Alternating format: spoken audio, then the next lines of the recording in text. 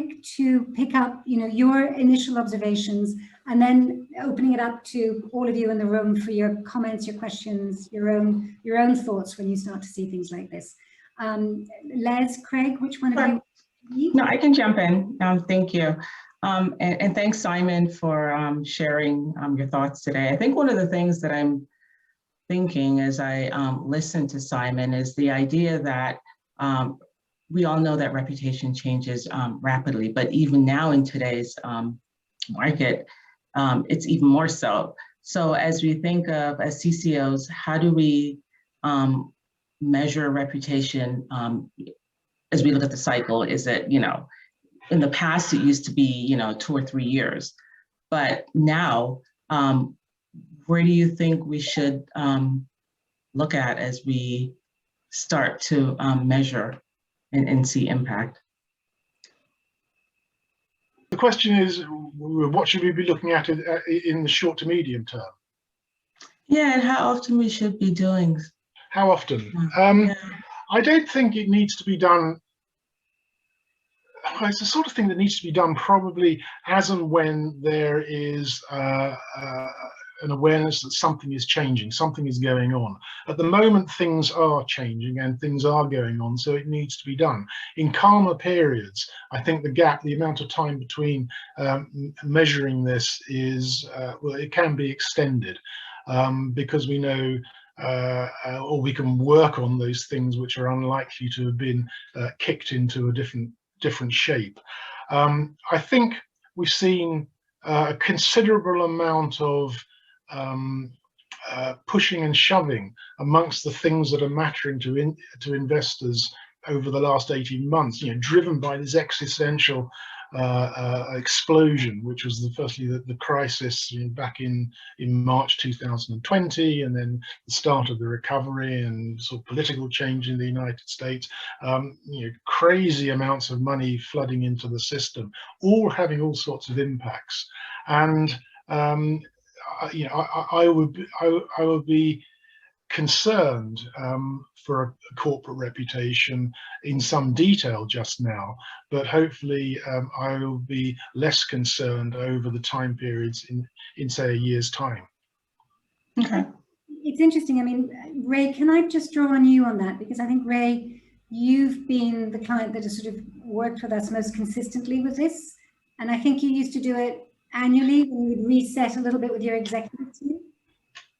Yeah, thanks. No, it was a good question, Les, and it resonated with me because I've worked with Simon and the program at both Johnson & Johnson and Amgen.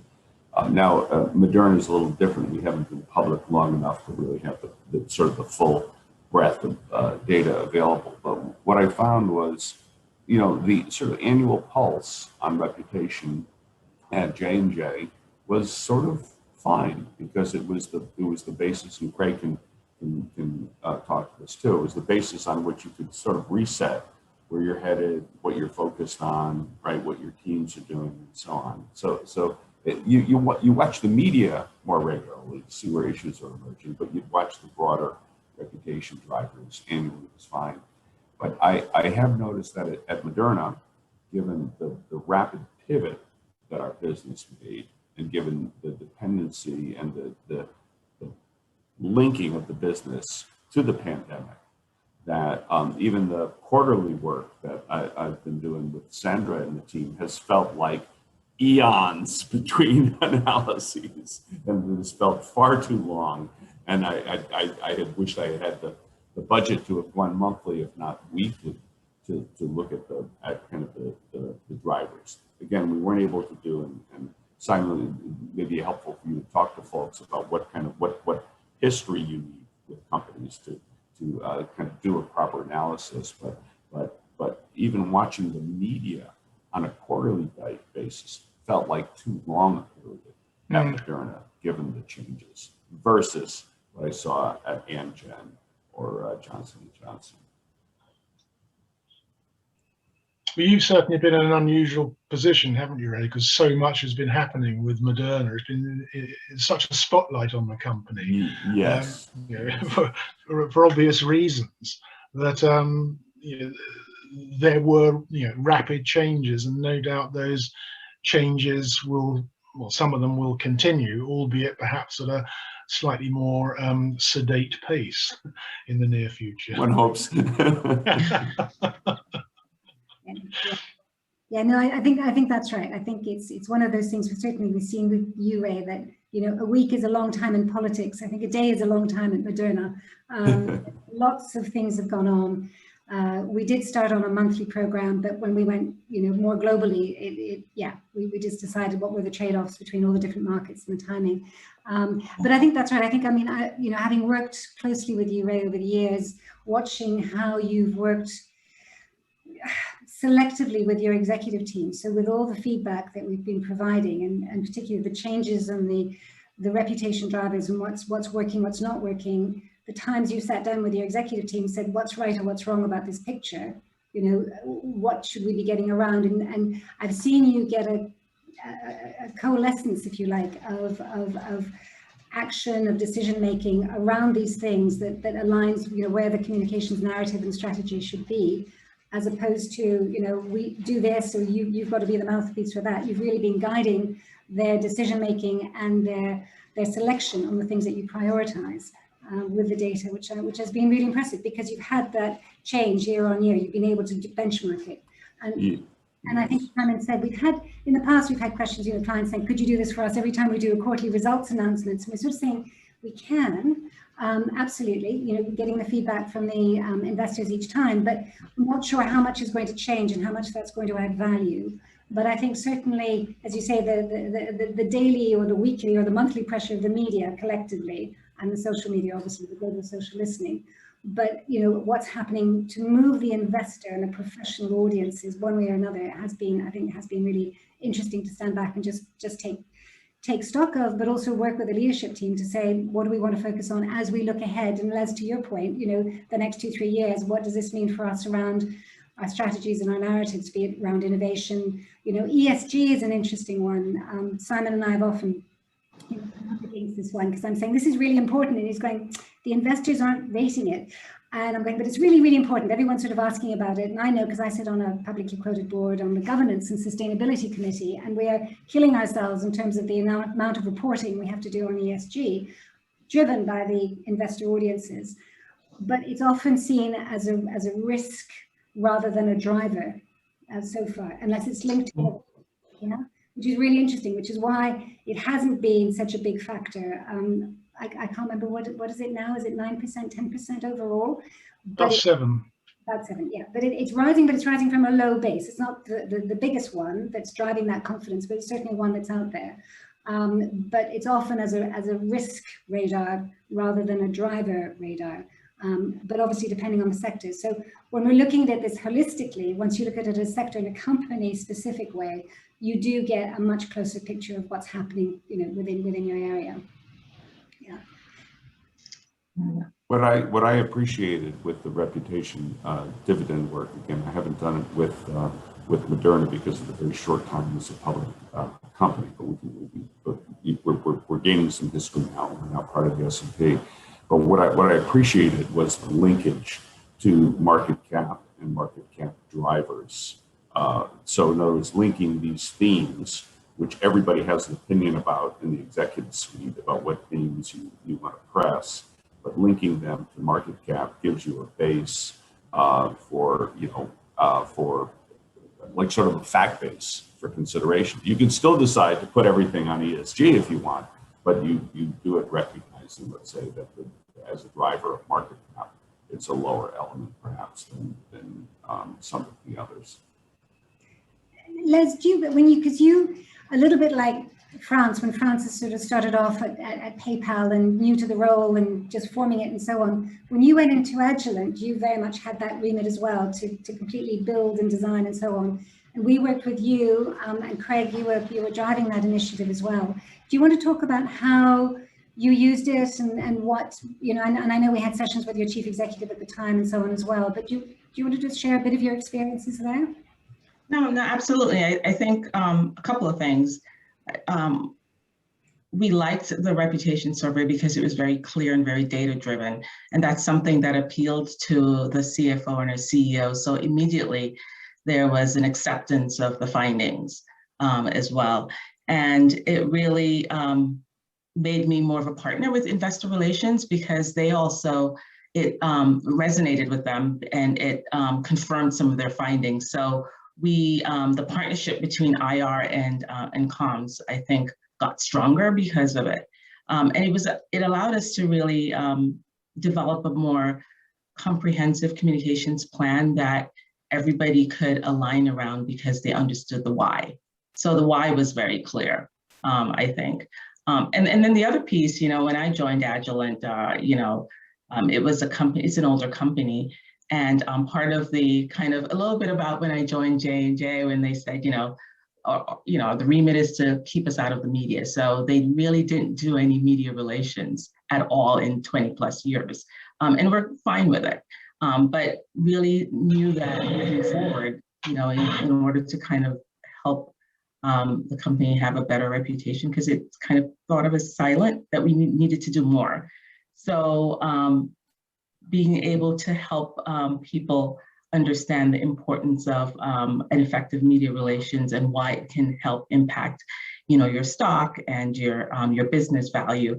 You know, the reputation survey really helped in that regard. And then the comparison piece, because I think we did it a second piece where we actually measured and compared the reputation of our CEO with his peers. And, you know, because we had such a low profile, we were able to show the impact that had and look at your peers and you know, and how they're viewed and their perception. So being able to have a more robust executive communications plan for a CEO externally became easier. So those were some of the quick, I actually think there were quick wins for somebody new coming in.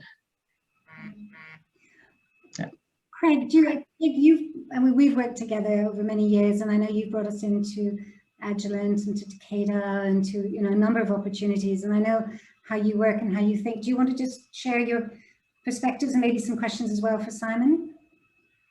Yeah, you know, first of all, I would be restating much of what Lez has just articulated, so I won't go there. But one of the things, and Sandra, picking up on something you said before, and I think one of my key takeaways in reviewing this set of these sets of data is this, and I was captivated, Franz, by your description early on about your remit at PayPal. But if investor interest in the various reputational components is so dynamic, as Simon pointed out, it does present an obvious challenge. How do you know which are the right reputational levers to pull, you know, and put energy and finances against?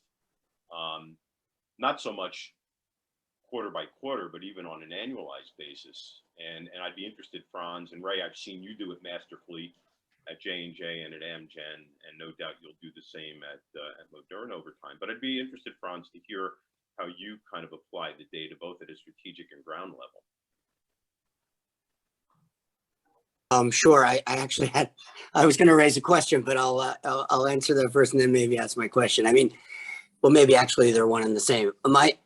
My question was going to be how the team, how you would put in order the things where we as leaders in these functions can actually move the needle. So size and sector, I mean, it does seem to dominate all the charts whenever you look and see who's the most, you know, who's the most loved brand, who's the highest reputation. It's always the same sort of 5 gigantic players, regardless of whether they seem to have had, you know, a rough year or not reputation wise, but the scale is so mighty, and the everyday use that people, you know, feel a certain way about these brands and their reputations because they're ubiquitous in there right there.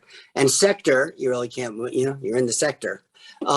So the other things on the list are of the most interest actually in terms of how we can move the needle. So the things like, you know, and as we look at that, From the perspective of our corporate affairs function, we know, going back to Les's point, we know our job is to build credibility with the media and make sure that we are seen as we are, and that we have a consistent credibility and we can draw on that credibility when there are risks.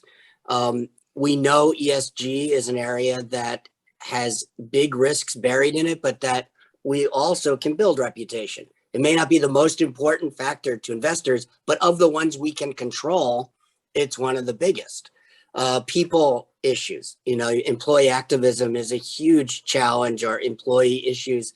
I saw that was big on your list of investor interests. I think people management and ESG have sort of blended over time, and that so many of the people issues are within ESG. So, I think what we try to do, Craig, is focus on all the things we can control. It's sort of like, it's like some kind of martial arts principle, right? You can't control the terrain, but you can control yourself. You can't really, things are going to change all around you, and you can adapt your strategy to the change. So we try to focus first on that. And the data supports that, because we can see when we have a risk, how resilient we are in terms of how the media treats us and how it affects our business factors. We can see how much support we have from our employees, how, whether or not, they're inspired by the mission, how they feel about the company. That becomes a huge reputation boost. So we focus on that combination of what we can see and measure and what we actually can affect, to try to maximize the impact of what we do. Thanks, Franz. That reminds me, Franz, very much, again, Ray, going back to comments you and I had way back when, the first J&J chart we looked at, where innovation was a negative, and there was a change of leadership, and that was negative, and there were product recalls, and that was negative. These were all things drawing down on your reputation at the time for J&J. And you looked at the chart, and in 1 second you said, right, there's certain things that are operational things. The business needs to get behind it, needs to fix it. There's certain things that are narrative things that we can actually, as communicators and being proactive, can support and get the leadership to own. And I remember out of that, the executive agreed and said, okay, one of our pillars for growth is going to be innovation, because we're not talking enough about at the time. And it's a very good point, Franz, because there are issues that are, sometimes when we present this back, we'll say some of these are operational. You'll know which ones are operational, but you'll also know which ones you're doing, but maybe not talking about, and therefore become strategic narrative. So it can be a bit of a two-edged way of looking at it, but a sensible way of looking at it, saying what are the bases where communications can help, and what are the bases that you as a business need to get sorted, because it's holding us back. Kate, can I ask you, you've raised a question. I think we've sort of touched on it, but please, would love to hear your voice, would love to hear your question. Here's my voice. You have actually answered it. I think it was it's the pull between what the media is interested in. It feels, when you're looking at things, that ESG is becoming increasingly important, particularly very recently. But investors aren't as interested in it as they are in some other things. The other question I wanted to ask, and Francis just raised a bit, when you talk about people, do you mean retention and attraction of talent? And what does the people slice actually mean? So is it is it activism, or is it actually having the talent to be able to operate? And by the way, I'm just going to say I missed the very beginning of it, so I don't know whether it's answered. Your definitions are answered in there. Didn't touch it. Oh, okay, good. Go ahead, Simon. No, good question. It's about the people you've got working in the company, the talent. So it is about the attraction and the retention and the development of the talent. It's from that aspect. But sorry, so because I just want to see if you can weave this into what you're going to say next. So you see, or you predict, a drop off. So it's incredibly high at the moment. It's the second most important piece of the pie. But you predict a drop off to still quite high levels, or I think it went down to 2 point something %. I can't remember what it was. Almost. But basically, so it's still more. It would still be more important than ESG, for example. I think, if I did my math correctly, looking quickly at the slide. But it's because I'm kind of, again, totally, I'm in the bubble that I'm in. I'm seeing a lot about ESG, but I think on the talent side, there is such an incredible issue with retention. You know, there's all this talk about the, you know, the great kind of resignation, etc. But I was surprised to see it drop off in the time frame that you were talking about, which was within this calendar year. Yeah, drop off almost exaggerates the term. I mean, Okay. be careful with the language we use here. It is, I mean, on the chart, it's dropping 2.1 percentage points, but it will still be the second most important factor. Right, that's what I couldn't calculate in time. So relatively less, you know, relatively the same importance, but slightly lower number. But less energy behind it, if you like. It's, you know, so the foot's come off the brake of that particular one a little bit, because this is sort of an assessment that as time progresses quite quickly, that particular problem will become less than it is now. It won't go away necessarily, but it'll be less dramatic than it is at the moment. And I think also we need to be careful with the language on, you know, ESG and matters ESG. On the one hand, you know, it can be increasingly important for consumers. And remember, this isn't about consumers. This is about investors. This is about what investors think of it. And investors are thinking that if companies are not well placed, if I don't see companies as well placed to manage their talent pool, they're going to have problems delivering on the recovery in the short to medium term. At the same time, they're saying with regards to ESG, it doesn't seem to make it doesn't have any material impact on a company's share price. So investors are saying ESG very nice, but I'm not really interested. Whereas consumers are saying ESG very nice, I am interested. There's a difference. There's a different dynamic. I mean, you just need to, I think, bear the two in mind and recognize that they do go hand in hand. It also matters a huge amount to your talent. ESG is a massive attraction of great talent. So it's kind of buried within that giant talent category, because we're finding that without being able to articulate a really strong ESG proposition, mission, vision, values, all of that, you don't have the same draw in the war for talent. So it could be that investors care more about it than they realize, because it comes through in who you can hire in this marketplace. Oh yeah, no, I think that's an absolutely valid point. But ultimately, when we look at it any which way, I mean, yes, the amounts of money's being invested in ESG funds is growing dramatically, but that's from retail investors. When you sort of compare the performance of companies in terms of earnings or the stock price over a period of time, you don't get any difference between companies which are high performance or have high prowess on ESG compared to companies that don't. There was a bit of a difference in the crash last year, when the higher performing company didn't get hit so hard in the crash. But then that was for other factors, in the same way as I think you quite rightly say that ESG becomes a relevant factor for the attraction of talent in certain areas. Yeah. You know, Simon, picking up on that and Franz's point, I was struck also by the falling contributions of both quality of management and innovation, both of which can be big talent attractions. And if those are falling, what kind of long-term implications or even short-term implications might there be? Yeah, innovation had fallen. It's projected to go back up. Mm-hmm. Again, projected based on the current trends. Who knows? And that's because as the recovery sort of gathers momentum, then we have to look into how companies are going to sort of distinguish themselves and differentiate themselves in a sort of a growing environment. Quality of management is an interesting one insofar as that it tends to be more important in times of trouble.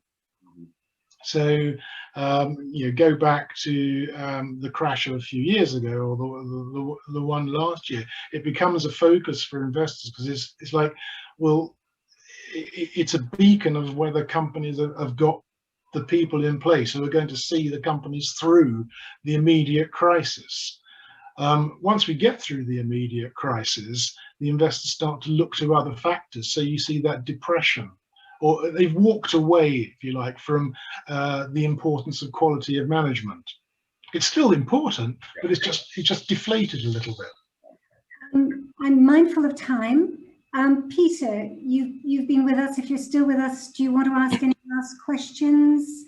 If so, would you like to unmute yourself? Oh, sorry. There we are. I'm back. My Scottish accent, Sandra. I know what you're up to. It's my first introduction to this tool, and I find it absolutely fascinating. And my first reaction will be, I'm going to sell some shares and buy others. So thanks for the financial advice. My question was, this is the first time I've been introduced to this product, and I can see a utility across a number of my clients. In terms of scale, is it specifically for investment grade companies? When you say investment grade, I suppose you mean companies that are listed. Publicly listed, sorry, yeah. Yes, because what we're saying is that there are lots of different types of reputations, as we all know. There is one particular type of reputation which has a direct bearing on a company's value, its share price. Fine. So that's what we're playing with here. That's what we're examining here. So we've done it. We could do it for non-listed companies, Mars, for instance. We could do it for Mars, but it would be a notional value, clearly, because Mars has no share price. It's a private company.